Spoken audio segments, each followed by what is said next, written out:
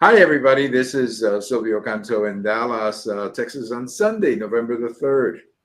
Election day on Tuesday, November the 5th. So tonight we're going to be touching base with our good friend George Rodriguez from South Texas and doing a last minute, reading of the Texas vote. Let me say hello to George. How are you, George? Welcome as always. Thank you very much for inviting me. All Doing right. good, doing Well, good. well, are you getting rain? Because we are We up are, here. yes. Yeah, We're yeah. getting a little bit. We haven't gotten a lot, but we're supposed to get some more tomorrow. And Tuesday is supposed to be a real heavy rainy day. Oh, really? Election day, huh? Yeah, so that should be That's interesting. always interesting. Climate Well, change. climate change, whatever, yeah. But of course, I'm just going to say this in passing, and that is that the Cowboys are 3-5 after losing today. And once again, 2 weeks in a row, they make a comeback. They don't quit. They try to, No, they try to, they've got they fight fight. back. It's just Yeah. that I think, I hate to say it, but I think it's the coaching. Well, it could be. It could be. They've got fight, but not enough punches, I guess. Yep. Because last week in San Francisco, the Allen come back, and now here in Atlanta, they fought hard. Now, this is something, George, that you may have a hard time believing. I did when I first heard it. The Cowboys have not won a home game this year. Really? No, Oh, my God. they have not won a home game. I think their next opportunity is next Sunday, I believe. That's But true. the schedule gets very hard from now on because they're going to play Washington twice. I still cannot say Commanders, but anyway, No, I can't either. the team formerly known as the Redskins, they're going to play them twice, and I believe they have Philadelphia, if not once, twice. So they've got some heavy teams down the road. So the schedule is not going to get better for them, not easier, I should say. And unfortunately, today, Dak Prescott suffered an injury. I don't know how bad it is, but he was out of the game. So it was just not a good day. I was very briefly listening to Jerry Jones in the post game show, and the man sounds depressed. I guess he should be because he's the face of the team as far as the fans are concerned. And there's not a lot of good news lately. Well, there is good news because on Tuesday we have an election, and there's all kinds of anticipation. Let's look at the country first, George. Let me tell you my prediction about the country, and then I want to hear yours. I think President Trump will win. I think it'll be like 2016, but just slightly better, meaning he'll pick up the about 300 plus electoral votes. There is a possibility, you hear this more and more, that he could win the popular vote, which would be quite significant in this day and age. I think the Republicans are going to pick up the Senate and with at least 51 or perhaps as high as 54, depending on some of those elections like in Michigan, Wisconsin, Nevada, Arizona, Ohio, elections that look good, but not a done deal yet. And then the House, I believe, will go 50-50. Whoever wins is going to have like 10, a margin of 10, or maybe even less than 10. So I don't know who's going to win in the House. I really don't know. I've seen reports on both sides, but I don't know. But that's my national review. What's yours, George? Yeah, I tend to agree. I think that that Trump will win. I think that the Senate will be won by the Republicans. I think that the House will continue to be Republican, perhaps by a small margin still, Mhm. but it will be Republican just the same. I am quite concerned though about the aftermath.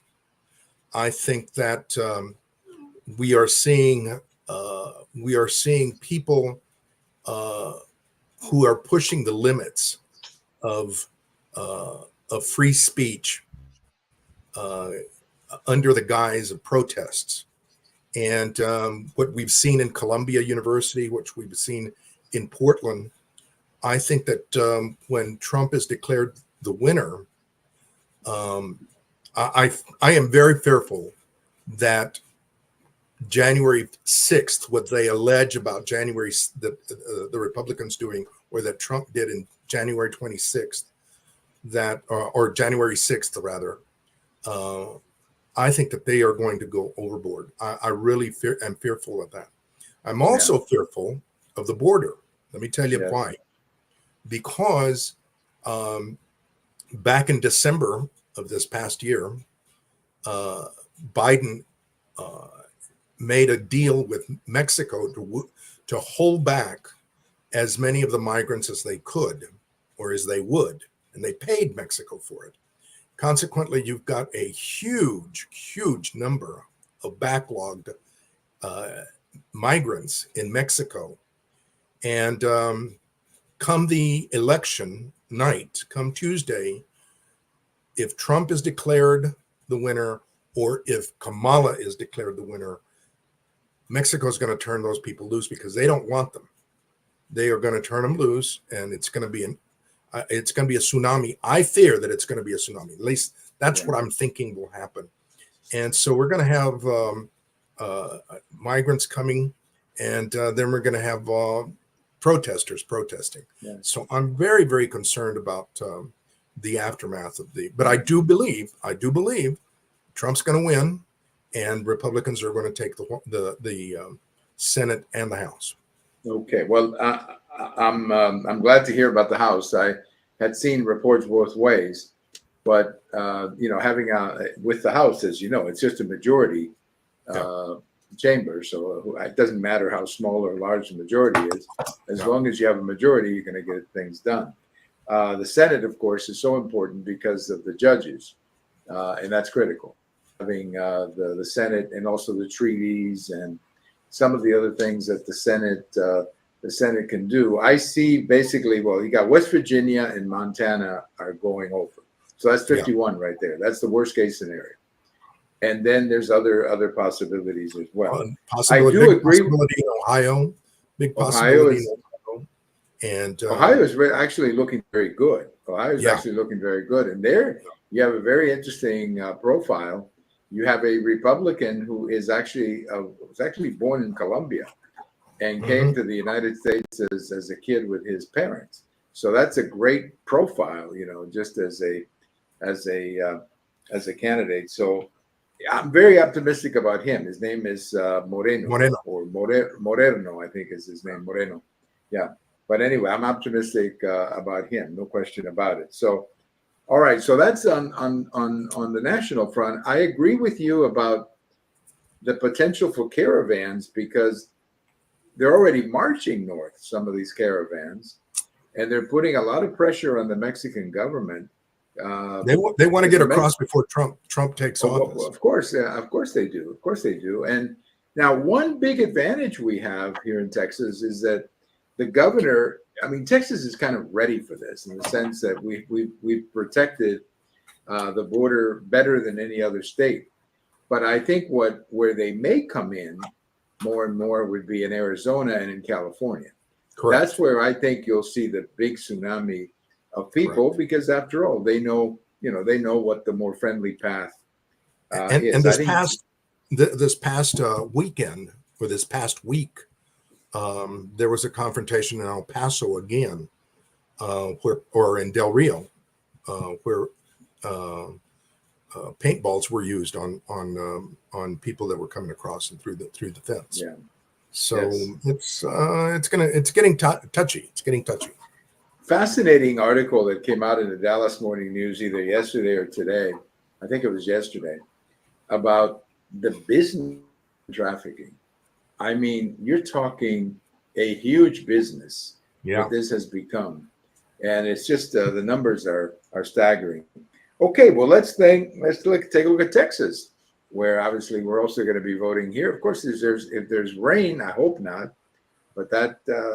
What do you think? The rain stops the turnout? I voted already, so I guess I'm kind of historically, studies have shown that rain favors Republicans.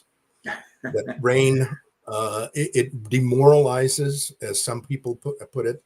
It demoralizes low-income people, and so we're not sure what will happen it will, it probably will have an impact. It's an 80% chance of rain in San Antonio. So wow.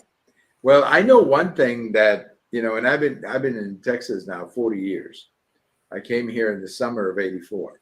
So I've been here, and every single time the topic of turnout, it's on some of my opportunities that I've been at Univision or on Spanish radio or whatever. Every time the topic comes up, even the Democrats will tell you right to your face. They'll tell you, I wish our guys were as disciplined as your guys are, meaning voters, because they're more willing to vote than Democrats. I mean, we do it more on our own. I guess that's what I'm trying to say. Some people have gone as far as to say that the weather is racist. That if it rains, that cuts down on minority turnout. So then it's all there you have it. There you have it. I'm sure the Secretary of Transportation, who said that the highways were racist, I'm sure we'll figure some out. I'm sure he'll way of saying this. Now the conversation about the weather is very interesting because we've just had. I just saw a report or heard a report. We just had the largest early vote count in Texas history. Yeah. I mean, I was watching a report where they're saying that half of the people have already voted, maybe even more. So rain or shine, I mean, those people are going to be home. It's not slowing down the enthusiasm. That's right. And that's the word to use, the enthusiasm, because there are a lot of folks who have an interest in what's happening, and basically those are the folks that just go buy groceries and fill up their gas tank. The normal people, I guess. The normal people. No, but I was listening to a report, for example, that there are many people voting for the first time, and many of these are the transplants. The people who have moved here from other states, and of course, you always have 18-year-olds who are voting for the first time. That's always a factor, but the number of transplants, people who are moving here to vote, is also a significant number. So I saw two reports. I saw one on Texas CBS and the other one on Texas Channel 8 here in Dallas. And in both cases, the expert was saying that the turnout so far has been good news for the GOP. Yep. That the early turnout has been good news. And the opposite is what's happening here, because the CBS affiliate here in San Antonio, as well as the NPR, the Texas Public Radio folks down in the Valley, have had concerns expressed to them by Democrats who aren't seeing an enthusiastic turnout. And so I think that, again, it's nothing more than their message. I think that it's not resonating with Hispanics, with Mexican Americans. I think you're right. I think it's it's hard to. They have no one to blame but themselves. Yes, not it's hard to get people excited. No, well, they're going to blame the weather somehow, I assume. But all right. So let's look at the presidential race, which would be on top of the ticket: President Trump, Vice President Harris. I predict that President Trump will win between 7 and 10 points. That his victory will be between 7 and 10. So it'll be, let's say, 53-46. That's the low side, or 54 or 55-44 on the high side. So that's what I predict. That he will win 6 to 10 by 6 to 10 points. Now they will call his election fairly quickly here in Texas. You're breaking up. You're breaking up on me. You broke up. You broke up there at the end. Okay. We broke up there. Let me repeat what I said then. That I said, I don't know how much. Let me repeat it again just to be sure. I lost you there for a second, or I'm not sure if I lost you, if I lost me, but we were both not able to connect. But anyway, 6 to 10 is what I believe Trump will win by. I think I said 7 to 10, actually, 7 to 10. And that's where I think the margin will be of President Trump. He will win Texas between 7 and 10 points, meaning that they will call his election probably within an hour after the polls close. So that's my prediction for the presidency. What is yours, George? Yeah, I think it's going to be more like maybe 52-48, something like that. I think I think he'll win by at least 4 or 5 points. Although many people are saying, just like you, that the margin is much larger. The regular polls, the commercial polls that are done by the mainstream media, like Rasmussen, like the various ones, they are all coming in very close, but giving the edge, a little bit of the edge to Trump. This tells people that the margin is going to be pretty big for Trump because, we have discussed before, conservatives, normal Americans rarely answer polls. They just don't, they just don't care to share their political vote views with people. And so there is the margin of error when you're asking about Trump is much larger. And so, well, I saw somebody. I saw one of these services, one of these guys who does these videos on TV. These kind of independents, I guess, and they were saying +10. Yeah, that he was going to win Texas +10. Now, again, I don't know. I guess we'll have to see. Based on the early numbers, I'm optimistic that it could be high, but we'll have to see. But he will win again, 6 to 10. You are correct, though. Yeah. Oh, I think so. Yeah, but you're right about the fact that the pollsters are having problems contact. I heard this several times today in some of these videos that they have on the internet of different people who look at the numbers. That what's the media? Media. I'm sorry to say it, but again, we've got the mainstream media trying to portray a close race and even giving the edge to Kamala. The media seems to constantly be favoring her, and which, in my opinion, is just driving more people to the polls. Yeah. Well, you may remember, George, that the last time around in 2020, on the Friday before the election, there was a major poll that came out in Texas saying that Biden was 1 point ahead. Yeah. And he ended up losing by 6 or so. I think, there is the potential for understating that will probably happen. Now, the other big election, of course, is Senator Cruz. Yes. Congressman Allred. I have been saying all along that that's going to be a 52 type vote, 5 points. And, I'm sticking to that. It'll be about that. Now, it may take a little bit more time to call his, because what will happen first, you'll get this big rush of city votes that'll go up real fast. And that's what happened the last time with Beto O'Rourke. And then it took until about maybe 9:30, 9:45, 10 o'clock for all the votes from the interior of Texas to come in. And that's what put him up. But this year, because of all the early vote, it may not be that way. Votes are going to be going in right away. Maybe over pretty quick. It could be over quick. They could be calling it and again, really quick. Silvio, the headache, the problem that all of these Democrats have is, what are they running on? What are they running on? Allred has made a fool of himself, portraying himself as being tough on the border.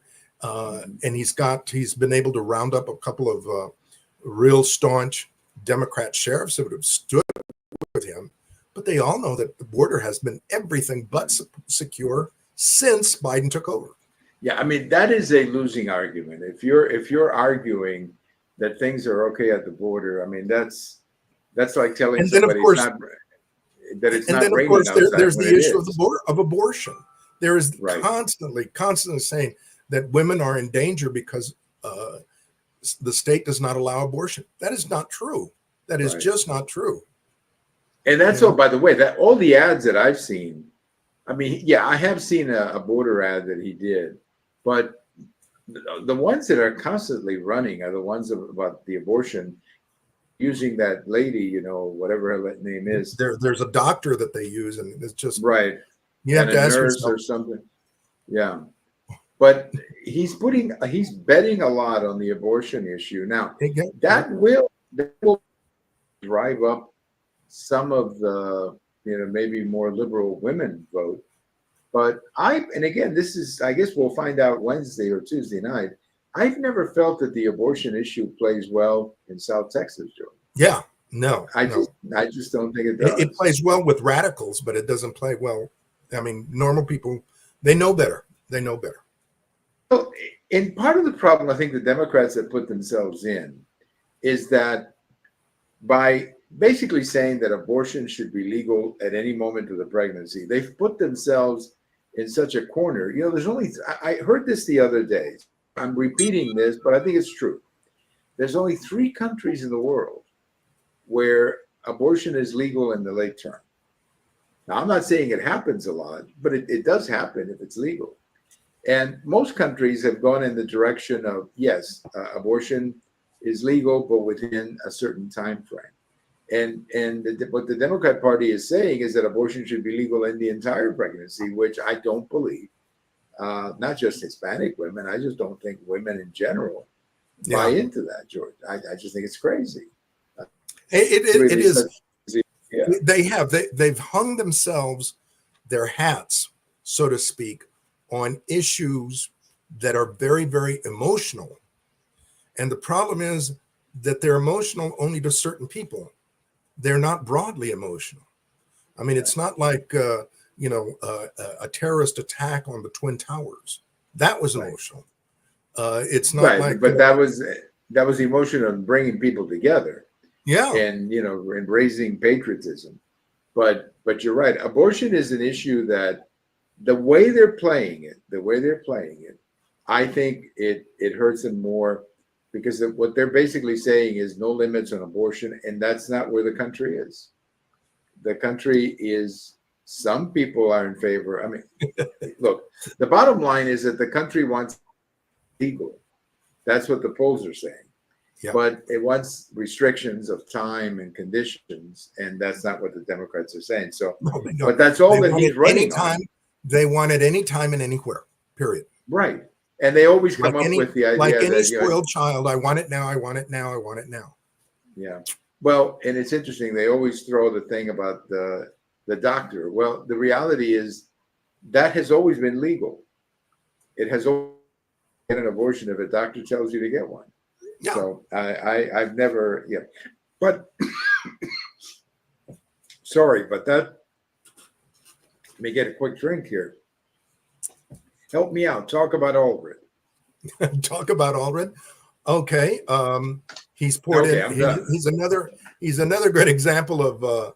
He's another great case like Beto. They poured in tons of money, and it's done no good. Well. And that raises a very interesting point, because I was talking about this today with a friend. I think we have to take a look at that idea. The idea that in order to win in whether it's Texas or Florida, that's what happened to Rick Scott in the last time around that he ran. Basically, you've got California money that comes into these states. So if Colin Allred, let's say, were to win the Senate, he would be completely indebted. He would be the 3rd senator of California, not the 1st senator from Texas.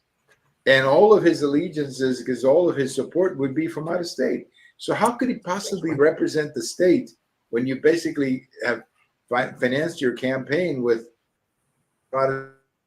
I think is something that we need a conversation. And I don't know how you can legally stop it. I don't think you can legally stop it.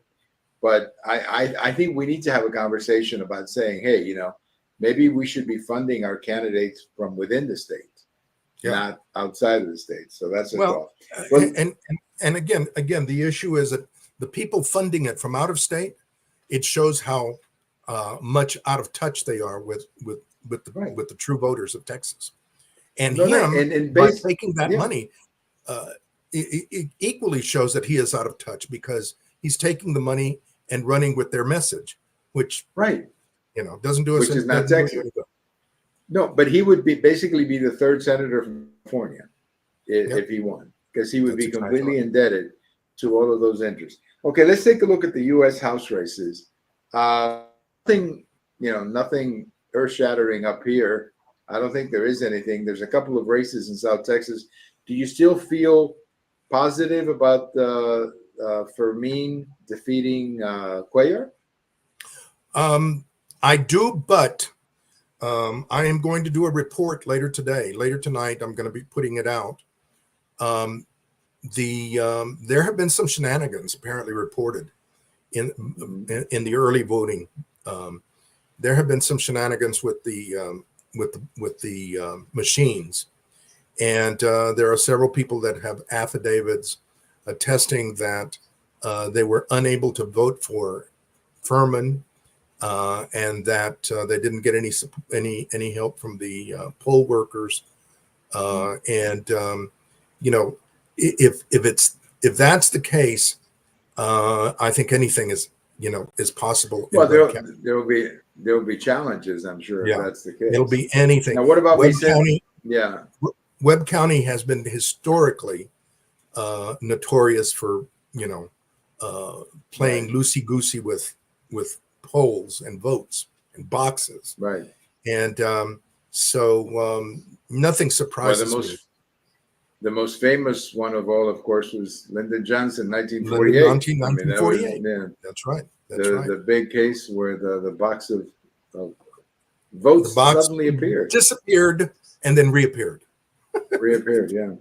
Now, what about Vicente Gonzalez? Yeah, what Vicente Gonzalez, I think, is may win by the smallest margin, but I still am hopeful that he will be defeated. There will be an upset there. Okay. So, and I guess they're both likely going to be very competitive, probably dragging out for a while. Very competitive. This is going to go down to the wire. Yeah. Okay. All right. Now, there's a lot of controversy about, and we don't have a lot of time, but I wanted just to pick your brain a bit. A lot of controversy about the Hispanic vote and why it is, let's say, more in tune with Republicans these days, or at least it's moving in that direction. It doesn't necessarily mean that they're all going to vote Republican.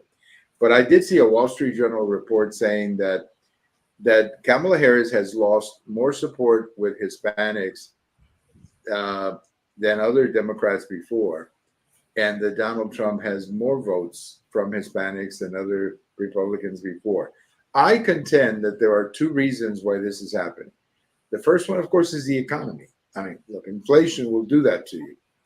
But the other thing is the whole thing about family values and where the Democrat Party is when it comes to things like, girls playing or men playing in girls' sports, or just, this gender stuff that they're focusing so much on.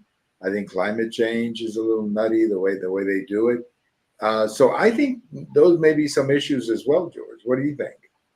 Oh, definitely. I mean, these issues. Well, first of all, let's talk about the demographics, because this is one of the things that I love to talk about, is that the demographic of the Hispanic, like all immigrants, all immigrant groups, Hispanics came and struggled initially. And of course, the Democratic Party appealed to them. However, like all immigrant groups, we have progressed and we have acculturated and we have Americanized. And as we do that, we move more towards the Republican Party, more conservative in values. Now, the big difference between us and other immigrant groups is that there's so many of us. I mean, there are so many. We are overwhelmingly a number. And so therefore, you are going to see that transition, that change, much more dramatic than you have in the Jews or Italians or whoever, that because we are much more visible. And what has happened, for example, again, here in San Antonio, the mainstream media is just shocked that Hispanics lead the Trump trains, that Hispanics lead the Trump rallies.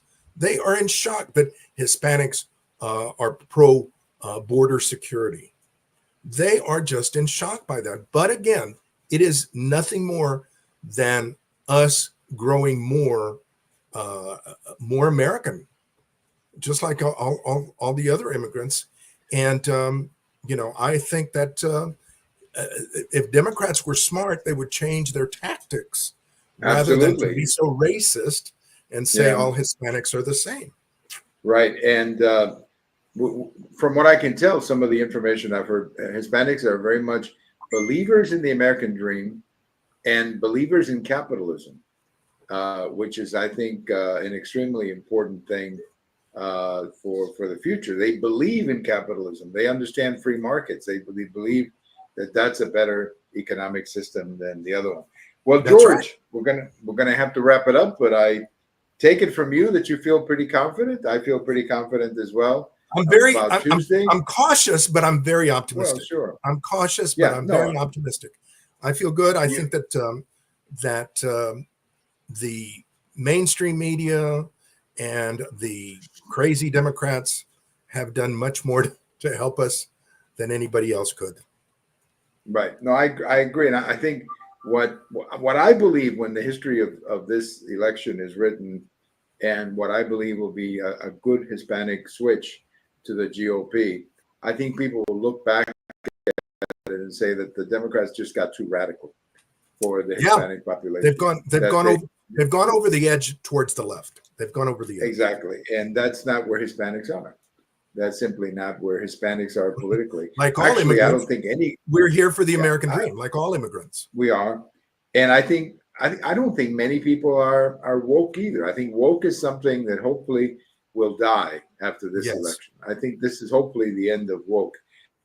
Have a great, I guess, couple of days getting ready for the election, and we'll touch base again. It's going to be long. It's going to be a long 48 hours. It's going to, especially with all the rain, and that's going to make it interesting. But thank you so much, as always, George. It was always great to have you.